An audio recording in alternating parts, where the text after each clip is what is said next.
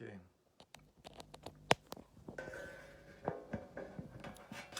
Désolé pour le contretemps. J'espère que là ça va fonctionner. Je change d'appareil. J'espère que là on va avoir une bonne connexion avec le son. Merci pour vos commentaires qui vont m'aider à voir si tout marche. Donc bienvenue à tous sur ce live. Aïe aïe aïe. Et là j'espère qu'on va avoir le top du top. Donc bienvenue à tous. Pardon. Donc on relance la connexion, j'espère que ça fonctionne, que vous avez du son. Cette fois j'ai changé d'appareil. Donc j'espère que ça va solutionner le problème. Ah oui, je pense que oui, puisque même moi j'entends. Par contre, il n'y a pas d'image. Alors, juste une minute, ne vous inquiétez pas. Voilà. J'étais pas du bon côté, c'est tout. Ok, alors attendez. Voilà. Tac. Là, on devrait être bon. Là, on devrait être bon. Ok. Voilà, on va y arriver. Donc, bienvenue à tout le monde. N'hésitez pas à marquer dans vos commentaires. Ok. Si tout est ok. Voilà, voilà. Là, je pense qu'on se rapproche. Là, on se rapproche de la perfection. Hein, c'est comme nous. Ok. Parfait. Donc, bienvenue à tous. Bienvenue à tous ceux qui nous rejoignent. N'hésitez pas à partager la vidéo. Bienvenue. Merci d'être ici. Et on va poursuivre le thème qu'on a commencé la semaine passée. Thème qui est marcher dans l'amour. Comment vivre et pourquoi vivre dans l'amour. La marque du royaume de Dieu. L'amour est la marque du royaume de Dieu. Alléluia. Donc bienvenue à tout le monde. Bienvenue à tous ceux qui nous rejoignent. Excusez-moi, j'ai quelques réglages.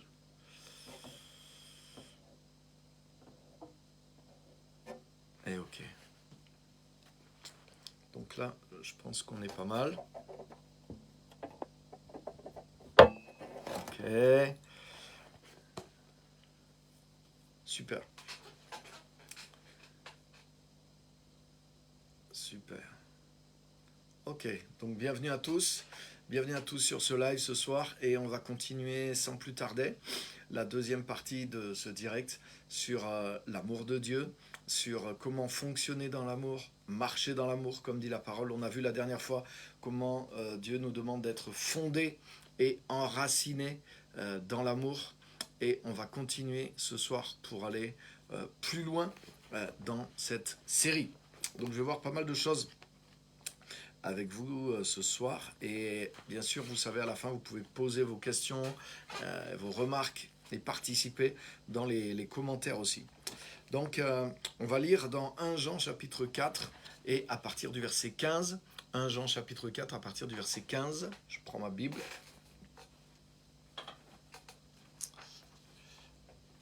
« 1 Jean chapitre 4 et à partir du verset 15. Premier épître de Jean. Et on va rester sur ce texte pratiquement ce soir. Donc on l'avait vu un petit peu la semaine dernière, mais là on va approfondir 1 Jean chapitre 4 et à partir du verset 15.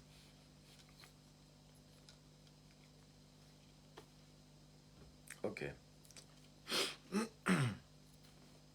Il est dit, celui qui reconnaît que Jésus est le Fils de Dieu, Dieu demeure en lui comme lui en Dieu.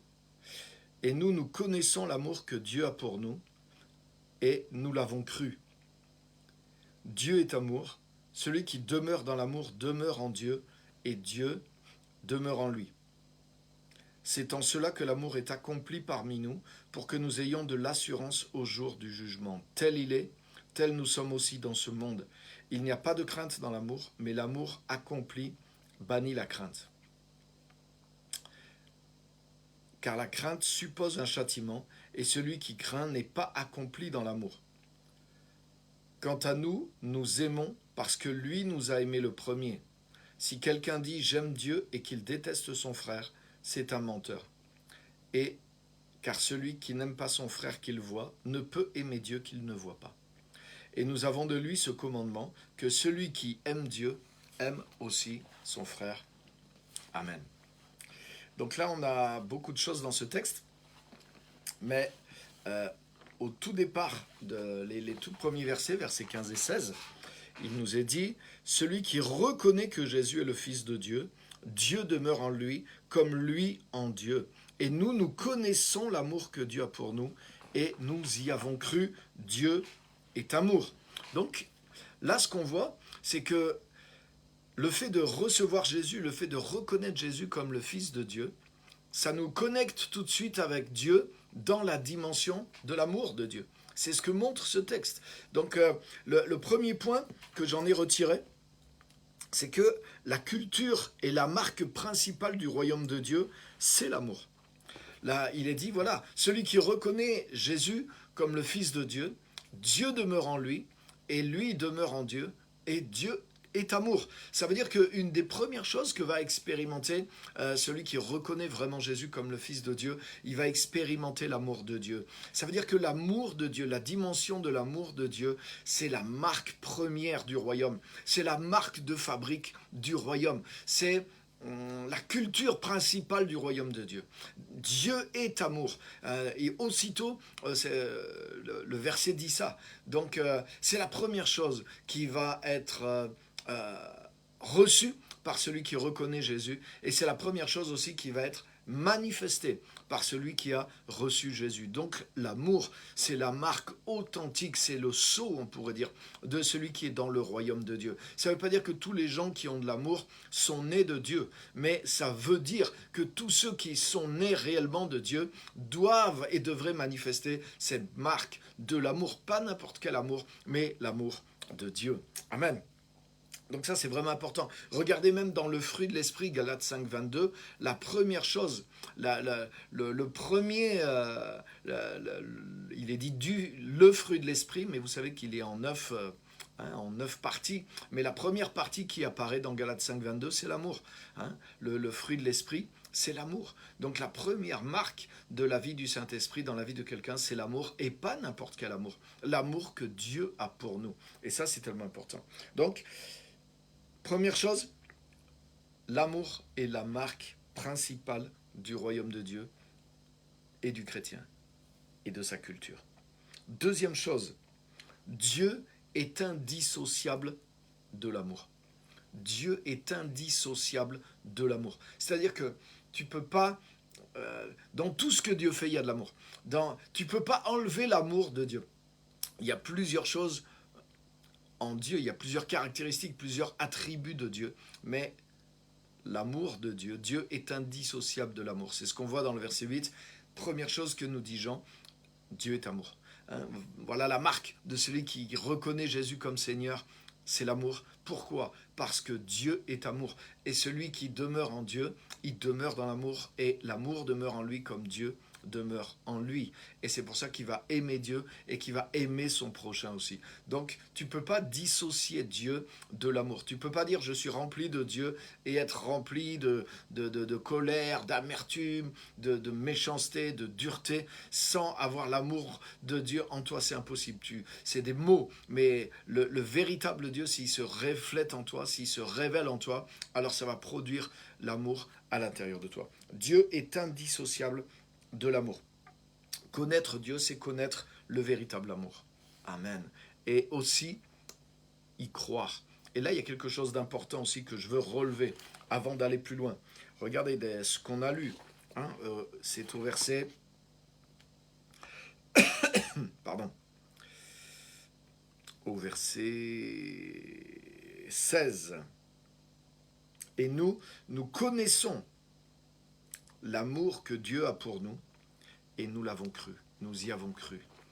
Donc ça veut dire que non seulement nous allons avoir l'expérience de l'amour que Dieu a pour nous, non seulement nous allons avoir cette révélation, ce contact avec l'amour que Dieu a pour nous, mais nous allons recevoir aussi une compréhension de l'amour que Dieu a pour nous, puisque le verset dit que nous y avons cru. Donc, ça veut dire nous comprenons la sorte d'amour que Dieu a pour nous et nous y croyons. Et ça, c'est très, très important.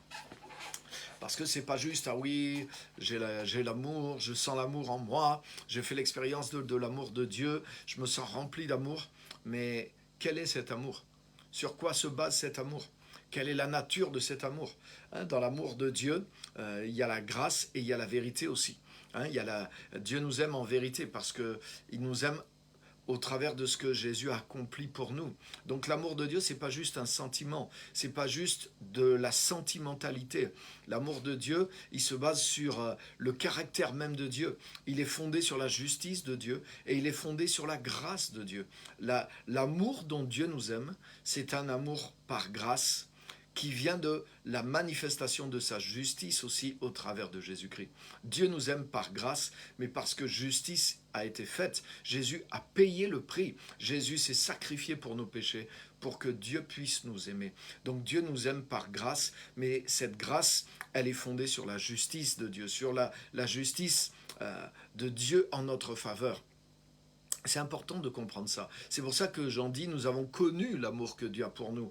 C'est pas juste une déclaration d'amour, c'est pas juste un amour sentimental. C'est pas juste, ah oui, Dieu est bon, Dieu est amour, sans que ça repose sur quelque chose de fort. Ça repose sur une base assez précise et ça repose sur le sacrifice et la justification que Dieu nous a donné par grâce. Donc Dieu nous aime au travers de la grâce. Comme je l'ai dit la dernière fois, la grâce de Dieu, source de salut pour tous les hommes, a été manifestée en Jésus-Christ. Donc Dieu nous aime, mais il ne nous aime pas juste comme ça parce que ça lui a pris de nous aimer, ou parce que Dieu était de bonne humeur, ou parce que... Non, Dieu nous aime au travers de la grâce. Il y a un choix de Dieu de nous aimer et il y a une manière de Dieu de nous aimer.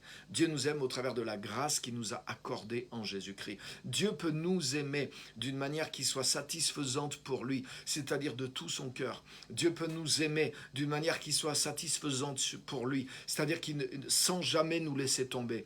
Pourquoi? Sur la base de la grâce qu'il nous a donnée en Jésus-Christ, une base sur laquelle il nous fait justice, sur laquelle il nous fait grâce de nos fautes, de nos péchés, sur laquelle il nous accepte comme ses propres enfants, parce que Jésus a pesé lourd dans la balance en se sacrifiant pour tous nos péchés. Et sur la base de Christ, nous sommes acceptés dans cet amour extraordinaire de Dieu, dans cet amour de Dieu qui ne nous demande rien pour que nous soyons dignes de cet amour. Mais c'est Jésus, c'est Dieu qui a payé pour nous rendre dignes de la sorte d'amour qu'il veut avoir envers nous. Et ça, les amis, c'est une révélation. Croire que Dieu nous aime, c'est une chose. Mais comprendre de quel amour Dieu nous aime, c'est une révélation. Et c'est autre chose. Dieu ne nous aime pas d'un amour humain. Dieu ne nous aime pas d'un amour qui soit juste sentimental.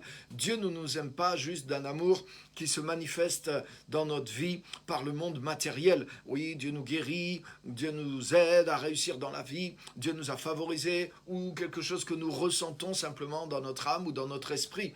Ah, je crois que Dieu m'aime parce que je l'ai ressenti un jour. Il y a plus que ça. Bien sûr, Dieu nous aime, Dieu agit dans notre vie, Dieu fait des choses pour nous, c'est des marques de son amour, mais la plus grande marque de son amour, c'est la grâce qui s'est manifestée au travers de Jésus-Christ, et c'est au travers de cette grâce que Dieu peut nous aimer, je dirais, de tout l'amour qu'il a pour nous. Et toutes les actions, toutes les choses qui vont se manifester ensuite dans le concret de notre vie, même notre salut qui va se manifester quand on va aller au ciel, tout ça, ce sont des manifestations de la sorte d'amour que Dieu a pour nous au travers de la grâce qu'il nous manifeste en Jésus-Christ. Et nous avons besoin de révélation pour comprendre la grâce de Dieu. C'est pour ça que dans une grande partie du Nouveau Testament est consacrée à révéler la grâce de Dieu. L'évangile est aussi l'évangile de la grâce de Dieu par lequel nous sommes sauvés, mais par lequel aussi Dieu nous aime. Et l'amour de Dieu nous atteint au travers de la grâce qui s'est manifestée en Jésus-Christ. La grâce de Dieu, c'est la manière pratique au travers de laquelle l'amour de Dieu s'exprime pour nous. Et nous ne pouvons pas connaître vraiment, et nous ne pouvons pas comprendre non plus vraiment l'amour de Dieu si nous n'avons pas cette révélation de la grâce de Dieu qu'il nous manifeste en Jésus-Christ, qui s'est manifesté en Jésus-Christ et qui continue de se manifester pour nous en Jésus-Christ. Et c'est sur ça que je veux m'arrêter ce soir, sur cette manifestation de l'amour de Dieu qui est la grâce de Dieu envers nous en Jésus-Christ. Et vous allez voir, tellement c'est important de saisir ça et de grandir dans la révélation de la grâce. Tu ne peux pas dire j'ai la révélation de la grâce parce que j'ai compris que Jésus s'est sacrifié pour moi. C'est la base, mais tu dois grandir et je dois grandir. Personnellement, ça fait plus de 35 ans que j'ai eu la révélation de la grâce de Dieu pour moi. Mais 6 ans après cette révélation, j'ai découvert une autre dimension de la grâce. J'ai écrit mon premier livre sur ça, parce qu'au bout de 15 ans de vie chrétienne, j'ai grandi dans une révélation de la grâce que je n'avais pas compris du tout pendant les 6 premières années de ma vie chrétienne, malgré que j'avais eu une révélation extraordinaire de l'amour de Dieu et de la grâce de Dieu pour moi, je te le garantis. C'était par l'Esprit et par la révélation. Mais au bout de 6 ans plus tard, waouh, le Saint-Esprit m'a révélé dans la parole ce qu'était, j'ai commencé à comprendre la grâce d'une autre façon au bout de 6 ans de vie chrétienne et pendant les 9 années qui ont suivi. J'ai encore grandi dans la révélation de la grâce et ce qui m'a donné d'écrire le premier livre que j'ai écrit, qui est une révélation de la grâce et de l'amour de Dieu. Mais depuis ce temps-là, ça fait 15 ans de plus, je continue de grandir et j'ai ajouté tellement et tellement de choses et je continue de croître et de grandir dans la compréhension de la grâce de Dieu qui a été manifestée à la croix et au travers de la croix, mais cette grâce qui est en Dieu et cet amour qui est en Dieu. L'amour de Dieu pour nous se révèle et se manifeste au travers de la grâce de Jésus-Christ. Et je te garantis, mon frère, ma soeur, qui que tu sois, tu as besoin de comprendre la grâce de Dieu. Tu as besoin de la révélation de la grâce et de l'amour de Dieu pour toi en Jésus-Christ. Et c'est ce qui va changer ta vie. C'est ce qui va changer ton comportement en tant que chrétien. Ne pense pas que tu as saisi la grâce de Dieu. Ne pense pas que tu as tout saisi de la grâce de Dieu. La grâce de Dieu te dépasse. L'amour de Dieu manifesté par la grâce de Dieu nous dépasse tous complètement. Et nous avons besoin, la Bible dit, croissez dans la grâce. La Bible nous dit de grandir dans la grâce, de grandir dans la compréhension, la révélation et la transformation que la grâce de Dieu opère dans chacun de nous. Donc là, même à ce niveau de ce message, ta prière et ton cri devraient être: Seigneur, révèle-moi la grâce. Montre-moi comment cette grâce agit dans ma vie. Montre-moi comment tu m'aimes au travers de la grâce, Seigneur. Montre-moi ce que veut dire la grâce de Dieu. Montre-moi l'amour que tu as pour moi, Père, au travers de la grâce de Dieu en Jésus-Christ. Alléluia. Et pour comprendre l'amour de Dieu et pour pouvoir y croire, comme dit Jean, regarde ce que dit Jean, nous avons connu l'amour que Dieu a pour nous. Donc ça veut dire qu'il y a une connaissance de l'amour de Dieu. C'est pas juste j'ai fait l'expérience, c'est pas juste je sais que Dieu m'aime, c'est pas juste je crois que Dieu m'aime. La Bible dit Dieu a tant aimé le monde, non, mais j'ai connu, je fais l'expérience, j'ai compris et je grandis dans cette révélation de la sorte d'amour que Dieu a pour moi. Parce que l'amour humain, on peut le comprendre, mais l'amour de Dieu, on a besoin de révélation pour le pénétrer, pour le connaître et pour y croire. Et Jean dit cette parole extraordinaire qu'on a lue. Nous avons connu l'amour que Dieu a pour nous, mais nous y avons cru. Je ne peux pas croire dans quelque chose que je n'ai pas compris, dans quelque chose que je n'ai pas cerné. Je crois dans l'amour de Dieu parce que je commence à comprendre sur quoi repose cet amour, sur cette justice de Dieu, sur cette justification qu'il m'a donnée en Christ et sur cette grâce de Dieu. L'amour de Dieu envers moi se manifeste par la grâce de Dieu qui m'a été et qui continue de m'être manifestée.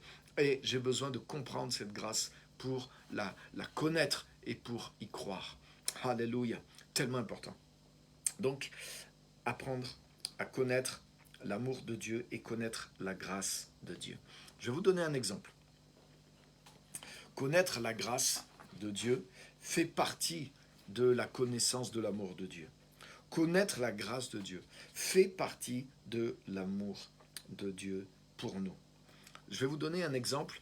Vous connaissez tous dans Luc chapitre 15 la parabole du fils prodigue, ce qu'on appelle la parabole du fils prodigue. Ce fils, le jeune fils qui demande l'héritage à son père, qui va vivre loin dans un pays lointain, dans la débauche avec les prostituées, et une fois qu'il a dépensé tout l'héritage, la famine en plus arrive dans le pays, et il se trouve dans le besoin, et là il regrette, et il se dit, mais même les ouvriers chez mon père ont à manger, et moi je meurs de faim dans la saleté ici. Je vais retourner vers mon père et lui demander pardon, et lui demander qu'il me traite comme un ouvrier. Et il revient chez son père, honteux, la tête basse, et il se dit, si même mon père me traite comme un de ses ouvriers, qui me donne une deuxième chance de pouvoir même racheter mon héritage et mes erreurs par mon travail, ça sera merveilleux. Mais quand il arrive, son père n'est pas rempli de colère, mais son père court vers lui, son père se jette à son cou, son père le prend dans ses bras, malgré l'odeur, malgré l'état de son fils. Son père lui fait aucun reproche. Et le fils lui dit, mon père, j'ai péché contre le ciel et contre toi. Et avant qu'il ait eu le temps de dire ce qu'il avait préparé, je ne suis plus digne d'être appelé ton fils, le père prend la parole et il dit à ses serviteurs, amenez-lui la plus belle robe et mettez-lui ce beau vêtement, un vêtement pur, un vêtement propre. Donnez-lui des sandales, préparez un veau, un repas de fête, parce que mon fils que voici était mort, il est revenu à la vie, il était perdu et il est sauvé. Le père enlève sa propre bague et il la met au doigt de son fils pour dire non, je fais alliance avec toi, tu reviens comme mon fils et je te donne l'autorité et le pouvoir sur toute ma maison, c'est ça que ça veut dire. Et là, tu sais qu'est-ce qui se passe? Jusque-là, le fils pensait sûrement que son père l'aimait, mais le peu de vision que le fils avait de son père a fait que le fils a dit, ouais, sûrement, il y a des meilleures choses à vivre loin de la maison du père. Il croyait, il savait que son père l'aimait, mais il avait une toute petite connaissance de cet amour. Et quand il est revenu, il n'a pas juste découvert, il n'a pas juste vérifié que son père l'aimait. Tu sais qu'est-ce qui fait que le fils prodigue savait que son père l'aimait? C'est qu'il a dit, ouais, si je lui demande pardon, si je lui demande de me traiter comme un ouvrier, il me reprendra. Ça, c'est la preuve qu'il savait que son père l'aimait. Il avait conscience qu'il y avait un peu d'amour dans le cœur du père, mais il n'avait pas la révélation de tout l'amour qu'il y avait dans le cœur du père. Et c'est quand il est revenu vers son père et qu'il a dit, avec l'amour qu'il y a dans le cœur de mon père, peut-être il va me donner une deuxième chance pour travailler maintenant comme ouvrier dans la maison. Mais il n'y avait pas juste cette petite quantité d'amour dans le cœur du Père. Il y avait quelque chose que ce fils ne connaissait pas, qui était la grâce. Il y avait la grâce dans le cœur du Père. Et son Père, quand le Père a vu que le fils était vraiment brisé, qu'il était dans la repentance, alors le Père lui a fait totalement grâce. Il lui a pas dit non, tu vas travailler il lui a pas dit tu vas travailler comme un ouvrier. Non, il lui a pas laissé dire je suis pas digne d'être appelé ton fils. Il a fait taire cette voix de culpabilité et d'humiliation. Le Père a accepté l'humilité de son Fils, mais pas l'humiliation. Dieu veut notre humilité, mais pas notre humiliation. Dieu veut que notre cœur soit brisé, mais pour le guérir et pour le relever. Et Dieu veut pas simplement nous manifester un amour de compassion, mais Dieu veut nous révéler la grâce qu'il a pour nous de toute éternité dans son cœur. Et quand tu connais cette grâce, plus jamais tu vas imaginer qu'il y a quelque chose de mieux en dehors de sa maison. Pourquoi il y a des chrétiens qui s'éloignent de Dieu? Parce qu'ils croient au fond de leur cœur qu'il y a quelque chose peut-être de mieux pour eux dans le monde qui n'est pas dans la maison du Père. C'est parce qu'ils n'ont pas compris, c'est parce qu'ils n'ont pas découvert la dimension de l'amour de Dieu qui s'appelle la grâce. La grâce, c'est l'excellence de l'amour de Dieu. C'est l'abondance de l'amour de Dieu. C'est une manifestation pratique et extravagante de l'amour de Dieu pour chacun de ses enfants. Et quand tu touches la grâce, alors tu es transformé. Alléluia. Tu es transformé et tu ne voudras plus jamais quitter la maison du Père. Alléluia. Et quand le fils prodigue est revenu, il n'a pas eu juste la révélation de l'amour normal d'un père, il l'avait déjà, mais il a reçu la révélation de l'amour, de la grâce de son père envers lui, et il l'a vu d'une façon pratique, et tu sais quoi, plus jamais il a quitté la maison. Mais tu sais qu'est-ce qu'il y a dans ce texte? Il y a aussi son grand frère, et le frère aîné, lui, il n'a jamais quitté la maison, non pas parce qu'il n'avait pas envie, non pas parce qu'il connaissait le cœur du Père, mais uniquement par servilité. Lui, le grand frère, était servile. Et c'est lui-même qui le dit. Il dit littéralement dans le texte, « Moi, je t'ai servi toutes ces années. » Il reproche à son père, « Je t'ai servi toutes ces années comme un esclave, et tu m'as jamais donné un chevreau pour me réjouir avec mes amis. Et quand ton autre fils, que voici, celui qui a dépensé ton bien avec les prostituées, revient, tu tues un veau pour lui et tu fais une fête pour lui. Et à cause de ça, le fils aîné ne voulait pas re-rentrer dans la maison. Donc tu vois, c'est lui-même qui s'est mis en dehors de la maison. Il a fait comme son fils aîné. Pourquoi? Parce que quand il a vu la grâce de son père se manifester envers son fils, envers son petit frère qui avait mal tourné, alors il y a quelque chose en lui qui s'est révolté. Pourquoi? Parce qu'il comprenait l'amour humain, donnant. Et il s'attendait à ce que son père punisse son petit frère. Pourquoi? Parce qu'il n'avait pas compris la dimension de la grâce qu'il y avait dans le cœur de son père. Et quand il a vu cette grâce se manifester envers son petit frère, il a été choqué. Et cette grâce-là, il ne l'avait jamais saisie pour lui-même. Donc c'est possible. Tu sais quoi, mon ami, mon frère, ma sœur qui vit dans l'église, qui vit même avec l'évangile. C'est possible de vivre dans l'église. C'est possible de vivre en croyant même que l'amour de Dieu existe. Mais tu peux vivre à côté du Père sans comprendre vraiment l'amour de Dieu qu'il a pour toi dans la manifestation de la grâce. Tu peux vivre religieusement, tu peux vivre en tel un esclave en disant je vais faire tout ça pour plaire à Dieu, pour être sauvé. Tu peux vivre comme dans la privation. Beaucoup de chrétiens pensent qu'ils se privent, beaucoup de chrétiens pensent qu'ils font beaucoup de sacrifices pour Dieu parce qu'ils renoncent au péché, parce qu'ils font ceci, parce qu'ils font cela, mais c'est qu'ils n'ont pas découvert la grâce qui est dans le cœur du Père.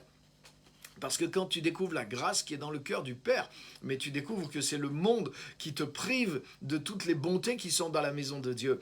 Et tu restes pas dans la maison de Dieu par servilité ou par obligation, mais parce que tu es connecté à l'abondance et parce que tu as découvert le cœur de Dieu, tu as découvert la grâce de Dieu et aussi tu vis les richesses et les ressources qu'il y a dans le cœur de Dieu. Alléluia! Quand le fils prodigue est revenu, il a eu un vêtement tout neuf, il a eu une bague d'alliance de son père, il a commencé à faire un festin, alors que regarde le fils aîné, il a dit mais moi ça fait tellement d'années que je te sers comme un esclave et tu m'as même pas donné un chevreau.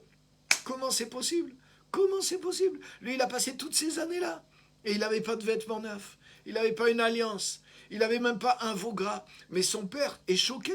Son père lui dit, mais mon fils, tout ce que j'ai est à toi. Il fallait te servir. Tu pouvais prendre un chevreau, même 10. Tu pouvais faire toutes les semaines une fête avec tes amis, avec des chevreaux. Tu pouvais prendre des tuniques neuves. Tu n'avais pas besoin de te comporter comme un esclave. Et tu peux vivre près de Dieu comme un esclave, ou tu peux même quitter la maison de Dieu comme un rebelle tant que tu n'as pas découvert la grâce qui est dans le cœur du Père.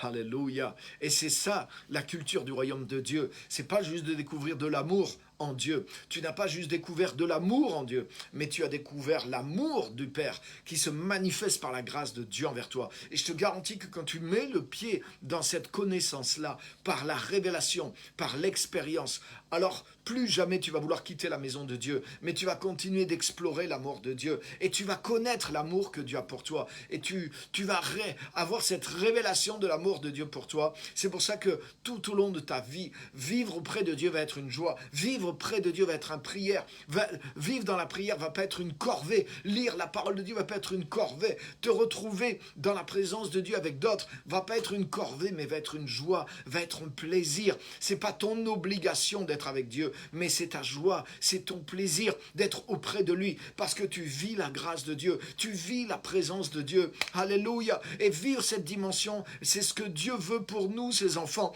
Dieu veut pas qu'on soit des enfants serviles, Dieu veut pas qu'on soit des esclaves, Dieu veut pas qu'on soit ses serviteurs, mais Dieu veut qu'on vive en profitant de son amour, en connaissant la grâce et l'amour que Dieu a pour nous. Et ça fait toute la différence dans la vie des chrétiens. Et je voudrais te dire quelque chose, c'est que dans la parabole de Luc 15, aucun des deux fils n'avait au départ la révélation de l'amour, de la plénitude de l'amour du Père. Les deux savaient que le Père les aimait, mais ils n'avaient pas compris l'amour que le Père avait pour eux. Et c'est le plus jeune fils qui a commencé à le comprendre quand il est revenu, parce qu'il a vu la grâce qu'il y avait dans le cœur du Père. Mais le fils aîné, ça se voit, la manière dont il rejette son petit frère, et la manière dont il rejette son père. Il est offensé à cause de ce que le Père fait pour son petit frère.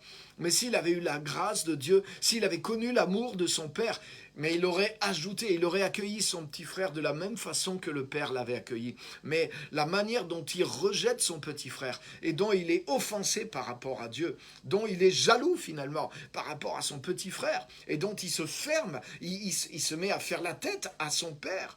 Mais c'est ce que font beaucoup de chrétiens. Il y a des chrétiens des fois qui boudent Dieu parce qu'ils sont jaloux de la manière dont Dieu bénit certaines personnes, parce qu'ils ne comprennent pas l'amour de Dieu pour eux. Et quand ils voient certaines personnes recevoir telle ou telle chose, mais ils se sentent en concurrence. Mais Seigneur, moi je te sers et t'as pas fait ça pour moi. Comment ça se fait que lui il a ça alors que moi j'ai sacrifié plus que lui pour toi et tu m'as pas donné ça? Mais ça révèle que leur relation avec Dieu, elle est fondée sur le légalisme. Elle est fondée sur ce qu'ils font pour Dieu et non pas sur qui Dieu est pour eux. Ils sont comme le fils aîné de la parabole. Et si tu as ce type de réaction, mon frère, ma soeur, c'est pas pour te condamner, mais c'est juste pour te dire, tu n'as pas encore plongé dans la compréhension de la grâce de Dieu pour toi. Peut-être, bien sûr, en théorie, tu le dis, j'ai compris la grâce, je sais que Jésus m'a pardonné. Tu connais le mot grâce, mais tu n'en connais pas toute la dimension. Et ta réaction le révèle. Ta réaction le révèle.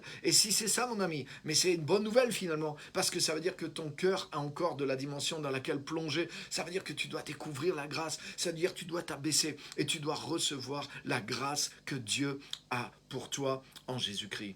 Alléluia, alléluia. Et c'est tellement important de comprendre ces choses-là, mon frère et ma sœur. Amen. Amen et amen. Connaître la grâce, c'est connaître l'amour que Dieu a pour toi. L'amour que Dieu a pour nous, comme dit Jean, nous avons connu l'amour que Dieu a pour nous, mais l'amour que Dieu a pour nous, il est fait de grâce. Il est fait de la grâce de Dieu. L'amour que Dieu a, la sorte d'amour que Dieu a pour nous en Jésus-Christ, mais c'est la grâce. C'est la grâce. Alléluia. Et il y a des gens, ils ont peur de la grâce. Il y a des gens qui disent attention. Il y a des gens qui ont peur de trop aller dans la grâce. Mais tu n'as pas le droit de trier dans la grâce. La grâce, c'est ce qu'il y a dans le cœur de Dieu. Donc si cette grâce, elle se révèle à toi, mais tu prends la grâce de Dieu telle qu'elle est. Tu ne peux pas la diminuer à cause d'une théorie ou d'une théologie. Et tu ne peux pas non plus penser que tu connais l'amour de Dieu parce que tu connais le mot grâce. Est-ce que tu connais la grâce de Dieu d'une façon pratique? Est-ce que la révélation de la grâce a métamorphosé ton cœur et ta vie? C'est tellement important de comprendre ça. Jean dit, nous avons connu l'amour que Dieu a pour nous. Et nous y avons cru. Donc c'est quelque chose que j'ai reçu, mais c'est quelque chose que j'ai compris aussi. Et je sais quelque part comment Dieu m'aime. Quand le fils prodigue est rentré à la maison, il a vu comment Dieu l'aimait. Ou plutôt comment son père l'aimait. Il a compris comment son père l'aimait. Waouh, mon père m'a pardonné. Mon père ne m'a pas demandé de payer pour mes fautes. Mon père ne m'a pas traité comme un de ses ouvriers. Mon père m'a donné immédiatement, par grâce encore, quelque chose, ce qu'il avait de meilleur sous la main. Mon père m'a repris immédiatement, m'a adopté, m'a repris immédiatement à la hauteur d'un fils et il m'a établi à nouveau dans sa maison. Alors que moi, je demandais simplement comme une faveur d'être traité comme un ouvrier. Mon père n'a pas accepté de me traiter comme un ouvrier, ce qui pourtant aurait été une grâce, une certaine grâce de sa part, mais une grâce qui n'est pas la grâce de Dieu, une grâce qui est juste une grâce humaine qu'un homme bon peut faire ou qu'un père peut faire à ses enfants. Mais Dieu ne nous traite pas avec une grâce qui soit humaine. Dieu nous traite avec la grâce divine. Dieu nous traite avec l'amour qu'il a pour nous. Et cette grâce-là dépasse les limites de ce qui existe dans l'être humain. Alléluia. Et le fils aîné, oui, savait que son père était bon, savait que son père l'aimait, mais il n'avait pas compris la grâce du père envers lui, et c'est pour ça qu'il vivait pauvrement, alors qu'il était dans la maison du père. Mais s'il avait saisi la grâce, il aurait pu vivre richement dans la maison du père. Et c'est ce que Dieu veut pour chacun d'entre nous. Alléluia. Alléluia. Alléluia. Donc, le fils aîné ne connaissait pas vraiment toute la dimension de l'amour de son père. Et le fils prodigue ne connaissait pas, jusqu'à ce moment-là, toute la dimension de l'amour de son père. Sinon, il ne serait pas parti. Sinon, il n'aurait pas cru qu'il y avait quelque chose de mieux en dehors de l'amour du père. Alléluia. C'est une des raisons d'être aussi. Là, ça va loin ce que je vais vous dire. Mais c'est une des raisons d'être pourquoi Dieu a permis même la chute dans le monde. Parce que regarde bien ce qui s'est passé. Quelque part, Adam et Ève ne croyaient pas non plus pleinement qu'il y avait quelque chose, ou plutôt, ils ont cru qu'il y avait quelque chose de mieux que l'amour de Dieu en dehors du jardin d'Éden. Pourquoi ils ont cru dans le mensonge de Satan? Parce que quelque part, ils n'ont pas cru que la grâce de Dieu, l'amour de Dieu était la perfection, qu'il n'y avait rien de mieux possible ailleurs que dans l'amour du Père, que dans la grâce du Père. Ils se sont laissés tromper par cette idée que Dieu leur avait caché quelque chose et que vivre en dehors de l'amour de Dieu pouvait peut-être réserver quelque chose de meilleur que vivre dans l'amour de Dieu. Ils n'avaient pas compris tout l'amour, ils n'avaient pas la révélation de tout l'amour qui est en Dieu. C'est pour ça que la chute est rentrée dans le monde. Pourquoi? Pour que la grâce de Dieu, manifestée en Jésus-Christ, se manifeste dans le monde et que ceux qui vont saisir pleinement la plénitude de sa grâce sauront pour toute l'éternité dans l'éternité qu'il n'y a rien d'autre de comparable, alléluia, que la grâce et l'amour de Dieu. Amen. Je n'ai pas besoin aujourd'hui, moi, en tant que chrétien, de faire le tour de tout ce qui existe dans le monde pour être convaincu qu'il n'y a rien de meilleur en dehors de l'amour et de la grâce de Dieu. J'ai goûté la grâce de Dieu d'une telle façon que je sais profondément qu'il n'y a rien de mieux en dehors. J'ai même pas besoin d'essayer, j'ai goûté à la grâce de Dieu, en partie déjà. Et j'ai connu cette grâce de Dieu. Je sais de quel amour Dieu m'aime. Je l'ai compris d'une manière partielle. Mais depuis toutes ces années que Dieu me le révèle, je l'ai saisi d'une manière suffisante. Que je n'ai pas besoin d'aller vérifier par l'expérience pour voir s'il n'y a pas quelque chose dans la désobéissance, quelque chose dans le monde qui soit supérieur. Non. Et j'ai suffisamment de joie, j'ai suffisamment de passion, j'ai suffisamment de choses extraordinaires à découvrir. Et j'ai une passion pour Dieu, pour son royaume, pour son service, parce que je sais que toutes les meilleures choses sont contenues dans la grâce de Dieu. Et c'est ça, les choses après lesquelles je cours et que je veux découvrir. J'ai assez de l'héritage que Dieu m'a donné en Jésus-Christ. Il est tellement riche, tellement puissant, parce que je connais en partie cette grâce par laquelle l'amour de Dieu s'exerce envers moi et envers tous les gens. Alléluia. Que Dieu soit béni. Vous savez quoi, les amis? Et là, vous allez voir que ça nous parle aussi. C'est ce qui faisait la différence entre Jésus et les hommes religieux de son temps. Alléluia. Alléluia. Jésus aimait les pécheurs.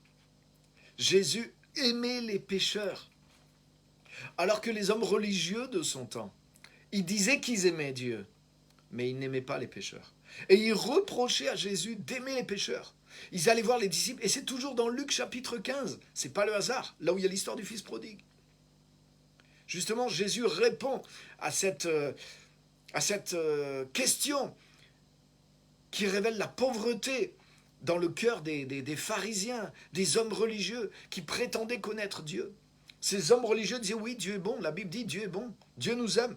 Ils le disaient, mais leur comportement ne montrait pas l'amour de Dieu envers les gens. Et c'est là, le texte qu'on a lu, regardez, il nous amène à quelque chose de fort. Versets 19 et 20.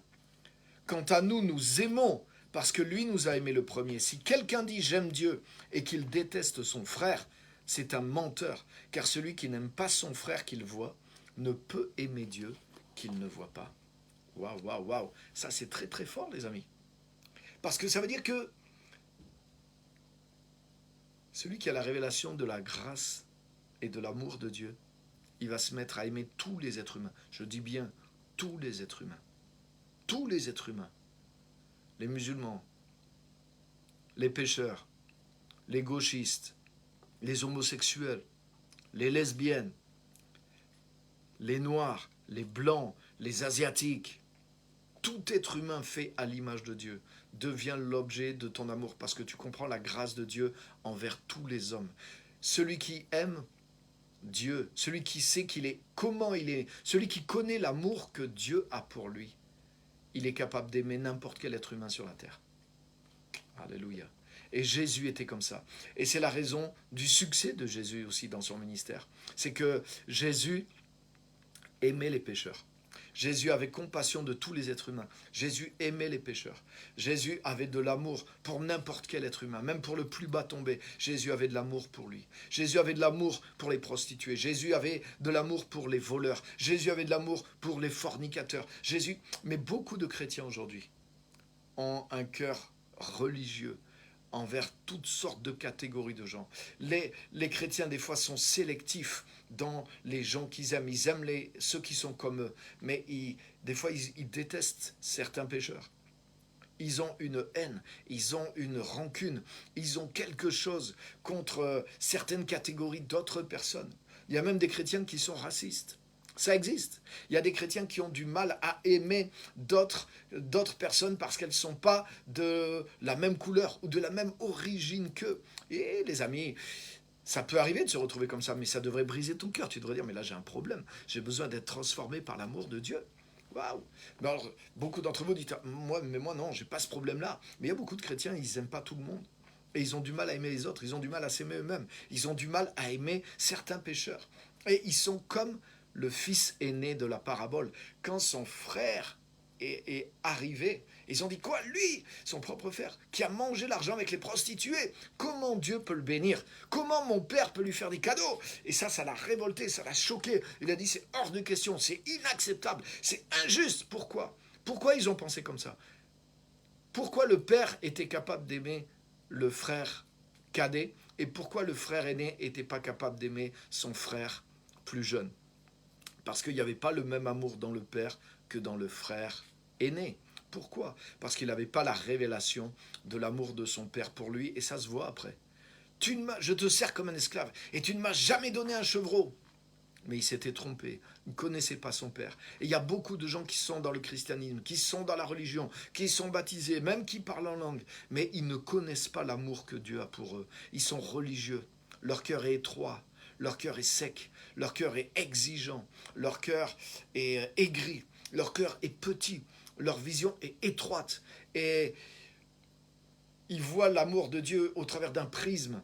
Et c'est avec ce même prisme qu'ils regardent les autres. Et ils jugent les autres à tour de bras parce qu'ils n'ont pas l'amour de Dieu en eux. Et tu sais quoi, mon ami, toi qui es chrétien, je voudrais te dire que ce que tu manifestes envers les autres décrit la révélation que tu as de Dieu. La manière dont tu traites les autres montre ce que tu crois vraiment de Dieu. Montre le niveau de révélation que tu as de Dieu. La manière dont tu te comportes avec les autres révèle la grandeur ou la petitesse de ce que tu as réellement saisi de Dieu. C'est ce que dit ce texte en profondeur. Les pharisiens, ils montraient un Dieu dur. Ils montraient un Dieu qui condamnait, ils montraient un Dieu qui n'aimait pas tout le monde, ils montraient un Dieu qui était exigeant, un Dieu de privation, un Dieu de sécheresse, un Dieu de dureté, un Dieu de condamnation. Pourquoi? Parce que c'est comme ça qu'eux-mêmes ils voyaient Dieu. Ils reflétaient l'image de Dieu qu'ils avaient en eux, mais qui n'était pas la vérité sur Dieu.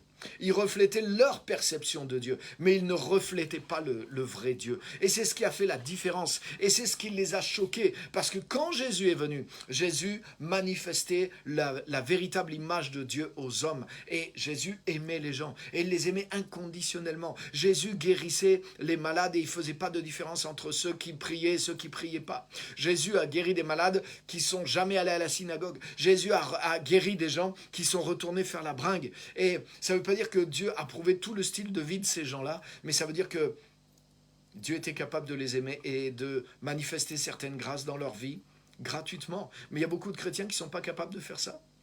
Beaucoup, parce qu'ils n'ont pas...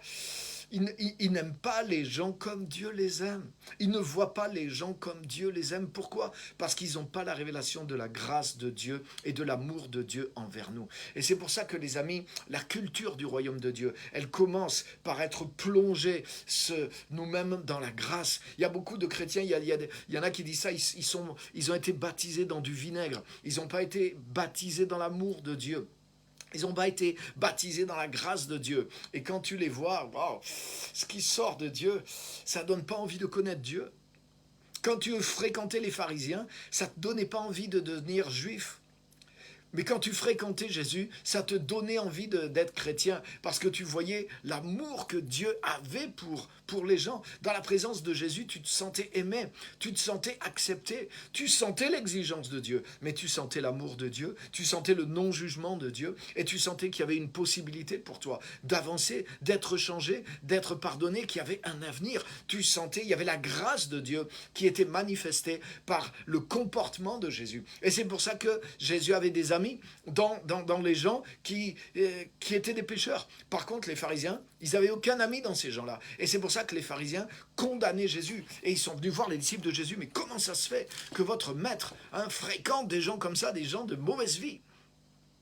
Et c'est pour ça que Jésus leur donne cette parabole, la parabole du fils prodigue. Les pharisiens, ils étaient exactement comme le fils aîné de la parabole. Quoi? Celui qui a mangé ton bien avec les prostituées, c'est à lui que tu as donné la bague, c'est à lui que tu as tué un veau gras, c'est à lui que tu fais grâce. Mais Jésus leur a dit, il y a plus de joie dans le ciel pour un pécheur qui se repent, pour que 99 justes qui pensent qu'ils n'ont pas besoin de repentance. C'est ça ce que Jésus essaye de leur dire.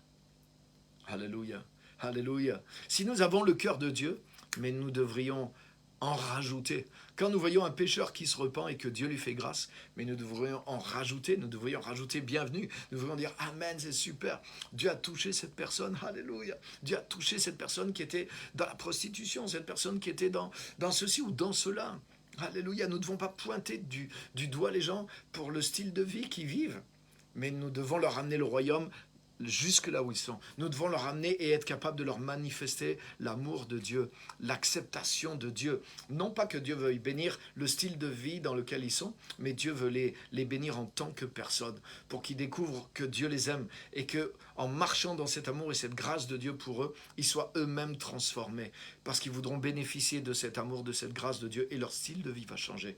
Alléluia. Mais est-ce que nous sommes capables d'être cette manifestation de la grâce de Dieu pour eux? Nous le devenons lorsque nous saisissons cette grâce de Dieu d'abord pour nous. Amen. Et je voudrais au travers de ce message que tu sondes vraiment ton cœur ce soir. Alléluia. Alléluia. Je voudrais te dire ceci pour terminer. C'est que l'amour de Dieu n'est pas exclusif envers certaines personnes. C'est-à-dire que Dieu ne met personne en dehors de son amour.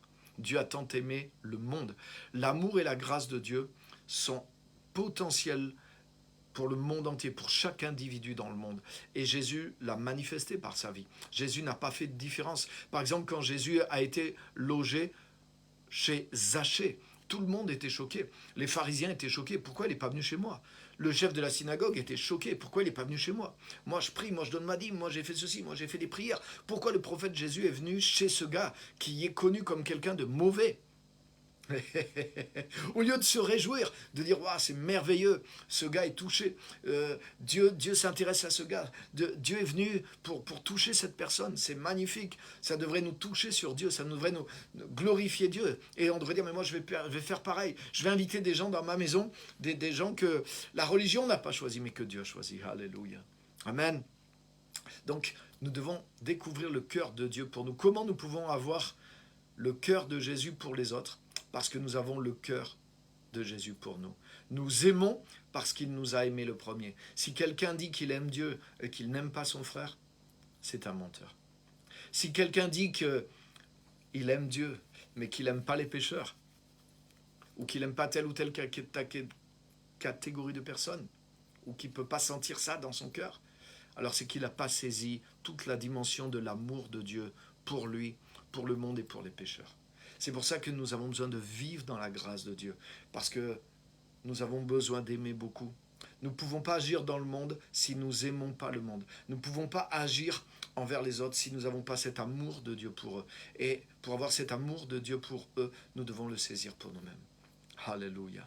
Cette grâce, l'amour de Dieu se décline dans la grâce. La sorte d'amour que Dieu a pour nous, que nous avons besoin de connaître et de croire, c'est la grâce. Nous avons besoin d'une révélation de la grâce, d'une compréhension de la grâce et de vivre dans cette grâce, de nous approprier cette grâce, d'avoir bien compris et saisi cette grâce et de marcher dans cette grâce qui est l'amour particulier que Dieu a pour nous. Et lorsque nous vivons là-dedans, nous pouvons l'exercer dans le monde. C'est ce que Jésus faisait. Ce qui choquait les pharisiens dans le comportement de Jésus, c'est pas que Jésus avait de l'amour, mais c'est que Jésus avait de la grâce pour ceux qui n'en étaient pas dignes. Ce qui choquait les pharisiens, c'est que Jésus aimait des gens qui, à leurs yeux, n'étaient pas dignes de l'amour de Dieu. Autrement dit, c'est la grâce. C'est la manifestation de la grâce qui choquait les pharisiens. Et tu as besoin de cette manifestation de la grâce. J'ai besoin de la manifestation de la grâce pour véritablement aimer mon prochain comme Dieu l'aime. Et c'est ce qui crée l'efficacité de notre témoignage, les amis. Notre témoignage ne doit pas être un témoignage de pharisien, mais doit être une manifestation de la grâce de Dieu. Alléluia. Alléluia. Que Dieu vous bénisse. Donc je ne vais pas aller plus loin. Je veux voir vos commentaires si vous avez, et vos questions si vous en avez. Allez-y. N'ayez pas peur de mettre des commentaires. Merci, pasteur, pour cet enseignement à mettre surtout en pratique en ce qui me concerne. Amen. Mais la première chose pour le mettre en pratique, c'est pas de s'efforcer d'aimer plus les autres, mais c'est de saisir l'amour de Dieu pour moi. Ce qui me change, c'est quand je comprends la grâce de Dieu pour moi. Nous aimons parce qu'il nous a aimés le premier. Rappelez-vous l'enseignement de la semaine dernière, ça va avec. Comment je vais aimer le pécheur que je vois ou mon frère que je vois avec la grâce de Dieu? Pas en disant, ah oui, il faut que j'applique le message. Non, c'est parce que j'aime, parce que je suis aimé en premier. Quand je comprends la grâce de Dieu envers moi, alors cette grâce, elle se manifeste envers les autres. Alléluia. Comment l'apôtre Paul a-t-il pu passer de quelqu'un qui respirait la menace et le meurtre, de quelqu'un qui était un pharisien? Lui, il ne pouvait pas blairer les pécheurs. Il ne pouvait pas blairer quelqu'un qui ne pense pas comme lui. Il était intransigeant, il était capable de tuer. Comment il a pu passer de cet état-là à devenir quelqu'un qui était prêt à donner sa vie pour les pécheurs, à se faire tout à tous, à être patient envers les Athéniens, par exemple, qui étaient des idolâtres, qui avaient des statues partout, qui vivaient dans le péché, qui vivaient dans l'immondice, qui vivaient dans l'orgueil intellectuel, qui vivaient dans l'idolâtrie. Comment il a pu les servir? Comment il a pu être patient? Comment il a pu essayer de les gagner à Christ un à un, par toutes sortes de moyens? Comment il a pu abaisser sa vie? Comme il l'a dit, je suis devenu le serviteur de tous pour amener l'évangile de la grâce de Dieu. Pourquoi? Parce qu'il a compris, il a dit, la grâce de Dieu s'est manifestée envers moi, qui suis le premier de tous les pécheurs, le pire de tous les pécheurs. Alléluia. Quand tu as la révélation de la grâce de Dieu, ça te met dans une position dans laquelle tu peux servir toute l'humanité, dans laquelle tu manqueras jamais, ça te met au point bas, ça te met dans un point bas. Non pas quelque chose qui t'humilie, mais quelque chose qui te met dans un point bas. Et quand tu es au point bas, tu peux recevoir l'eau. L'eau, elle descend toujours d'en haut vers le bas. Et quand tu reçois cette eau au point bas, waouh, ça fait de toi maintenant quelqu'un qui redistribue la grâce de Dieu sur ceux qui sont encore au point bas par rapport à toi. Et tu peux aimer le monde comme Dieu l'aime. Tu peux faire grâce au monde comme Dieu veut lui faire grâce. Et la compassion pour les pécheurs, elle est constamment à l'intérieur de toi parce que tu sais de quel amour Dieu t'aime. Et cet amour s'appelle la grâce. L'amour de Dieu s'appelle la grâce. C'est le thème de ce message aujourd'hui. L'amour de Dieu a un nom et il s'appelle la grâce. Et on doit la connaître. Alléluia. Merci pour vos commentaires. La révélation de la grâce, exactement. L'humilité, pas l'humiliation. Amen, amen, amen, amen. Très important. Quand ça arrive des fois dans les églises où on te fait faire des choses, on veut ton humiliation. Non, Dieu veut ton humilité. Jamais ton humiliation. Dieu veut un brisement, mais pas que tu sois cassé. Jamais, jamais. La justice de Dieu, elle va, oui, produire un brisement, mais elle va te relever, elle va te reconstruire. Alléluia. L'humilité précède la gloire, c'est écrit. Mais l'humiliation ne précède pas la gloire. L'humiliation, c'est pour que tu sois dominé ensuite par d'autres. Mais Dieu ne veut pas te dominer. L'humilité précède la gloire. Alléluia. Alléluia. Amen. Jésus a marché dans l'humilité, mais il marchait dans l'autorité et dans la puissance. Ça va ensemble. L'humilité, l'autorité, la puissance vont ensemble. Pas l'humiliation. Dieu ne veut jamais notre humiliation. Alléluia. C'est l'orgueil qui nous humilie. Notre orgueil nous humilie. Mais Dieu veut notre humilité, pas notre humiliation. Amen. La grâce de Dieu est une source de salut, de relèvement. Alléluia. On doit aimer et partager l'amour de Dieu. Amen. Amen. Mais ça ne se manifeste pas en tant que devoir, même si c'est un devoir. Ça se manifeste, ça ne peut se manifester, ça ne peut pas se manifester comme un devoir. Ça se manifeste comme une nature. Je suis exposé à cette nature et je renvoie cette nature. Comme je disais la semaine dernière, comme la plante, elle est touchée par le soleil. C'est parce qu'elle reçoit le soleil, l'effet du soleil sur elle fait qu'elle s'ouvre et qu'elle renvoie son parfum au monde, d'abord vers le soleil, mais aussi vers les êtres humains qui sont sur la terre ou les animaux qui sont sur la terre. Nous aimons parce qu'il nous aime le premier. Expose-toi à la grâce de Dieu et tu manifesteras la grâce de Dieu envers les autres. Vis dans la grâce de Dieu. C'est pour ça que cette série, c'est marcher dans l'amour. Alléluia. L'amour de Dieu a un nom, c'est la grâce. L'amour de Dieu envers nous a un nom, c'est la grâce. Les injustes ont plus besoin que les justes. Amen. C'est pour ça que Jésus dit que Dieu fait lever son soleil sur les bons et sur les mauvais, sur les justes et sur les injustes. Amen. Merci pour vos commentaires. Je regarde vos commentaires. Jésus est venu pour les malades, c'est-à-dire nous tous qui sommes pécheurs. Exactement. Il est venu pour ceux qui sont malades, pas pour ceux qui sont bien portants. Amen. C'est le désir du Père qu'on ait le cœur de Jésus. Exactement. La religion n'est pas accomplie totalement dans l'amour immense du Père.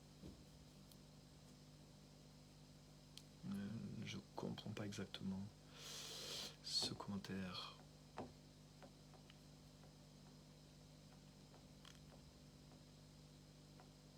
Le cadeau de Dieu est quotidien. Oui, la grâce de Dieu, source de salut pour tous les hommes. C'est quelque chose qui coule quotidiennement. L'amour qui s'est manifesté à la croix pour les pécheurs. Mais Dieu t'aime toujours de ce même amour, qui s'appelle la grâce.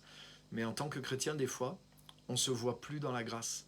On commence à devenir comme le fils aîné. On se met dans le mérite. On se place devant Dieu dans une autre position que la grâce. Et c'est là que notre cœur se dessèche et qu'on devient incapable d'aimer les gens. C'est là qu'on commence à mettre toutes sortes de fardeaux sur nous-mêmes et sur les gens. Et on sort de la dimension de la grâce de Dieu. Donc il faut vivre, il faut rester et vivre totalement dans cette dimension de la grâce de Dieu. Alléluia. C'est pour ça que la révélation est importante. On ne doit plus sortir de ça une fois qu'on a cette compréhension. On ne peut plus en sortir. Alléluia. Alléluia. Merci à tous d'avoir suivi. En tout cas, que Dieu vous bénisse. Voilà, je ne vais pas faire plus loin parce que mon temps est déjà accompli.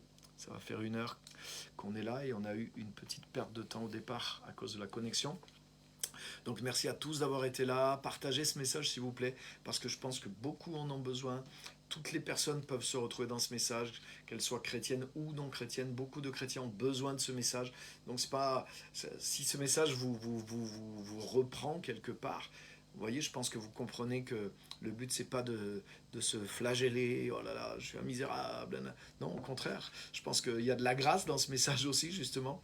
Donc le but, c'est pas de se frapper la tête, mais c'est de dire, waouh, mais Seigneur, je veux vivre plus dans la dimension de la grâce. Elle est là, elle est disponible. Je veux pas passer à côté. Je veux pas me dessécher, mais je veux au contraire être rempli de cette source. Et je veux apprendre à m'exposer à la grâce de Dieu. Aide-moi à croire, aide-moi à comprendre davantage la dimension de ta grâce. Amen. Que le Saint-Esprit vous révèle cette dimension de plus en plus, que vous vous attachiez à cette grâce et que vous viviez uniquement sous le regard de grâce et d'amour que Dieu a pour vous. Rappelez-vous, l'amour que Dieu a pour vous a un nom, c'est la grâce. Que Dieu vous bénisse. Merci à tous d'avoir été là. Merci de partager ce message. Et jeudi prochain, 18h30, on continue. Vous pouvez revoir et d'autres messages également sur la chaîne YouTube à mon nom, Pierre-Emmanuel Jean. Allez voir sur YouTube, vous verrez, il y a des centaines de messages par thème. Vous pouvez approfondir un thème. Abonnez-vous, partagez la chaîne, faites-la connaître aussi. Aidez-moi à diffuser ce message de l'amour de Dieu et d'autres messages aussi qu'il y a sur la chaîne. Donc merci à tous, que Dieu vous bénisse. On aura des baptêmes aussi ce dimanche sur Clermont-Ferrand. On a pratiquement une dizaine de baptêmes qu'on aura à Pont du Château. Donc vous pouvez nous rejoindre pour le culte à 10h. Vous pouvez nous rejoindre sur les rives de l'Allier, au Pont du Château, à 14h aussi. On y sera à partir de 12h30 pour pique-niquer. Donc vous pouvez nous rejoindre comme vous voulez, depuis le matin, à 12h30 pour le pique-nique ou à 14h pour les baptêmes. C'est un très grand et magnifique espace, il va faire beau, donc on sera en plein air, on va annoncer l'évangile, on va vivre l'évangile et on va avoir plusieurs personnes qui rentrent dans le baptême et dans la grâce de Dieu. Ça va être quelque chose d'extraordinaire. Donc voilà, soyez bénis. On a le culte à Saint-Éloi-les-Mines, bien sûr aussi, à 10h ce dimanche également. Donc que Dieu vous bénisse et à très bientôt. Merci d'avoir été là. Soyez bénis et encouragés.